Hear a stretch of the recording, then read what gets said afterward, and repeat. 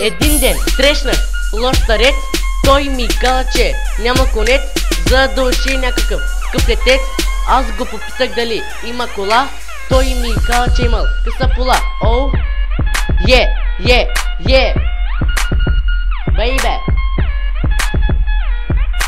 Хора, купец на кола, да облечена с къса пола. Хора, купец на кола, да облечена с къса пола. Вървях, видях хубавец, той ми каза, че няма палец.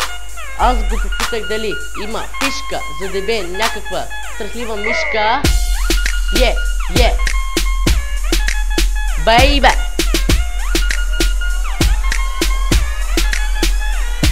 Вървях, видях кладенец, хвърлих се вътре да видя дворец. Вместо дворец видях някакъв подлец. Подлецът беше каратист, но аз го бих с един шамарист.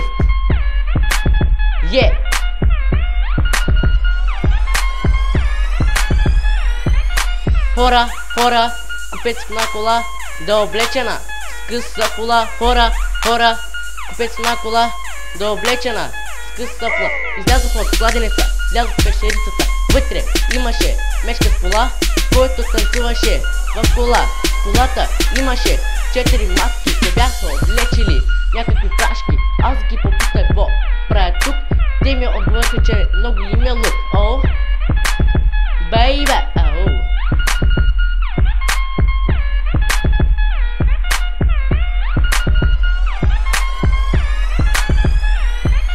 Хора, купец на кола, да облечена с къса пола.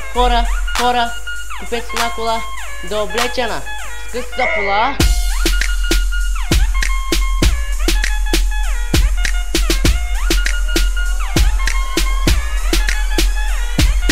После видях едно дете, имаше играчки отнете. Аз му шигнах 2 шамара, той започна да кълваря. Хора, купец на кола, да облечена с къса пола. Хора, купец на кола, да облечена с къса пола. Бейбе.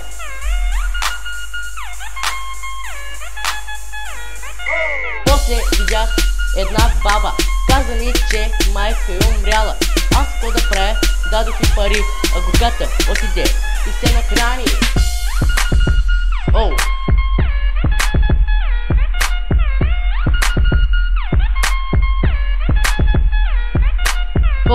Хора, купец на кола, да облечена с къса пола. Хора, купец на кола, да облечена с къса пола.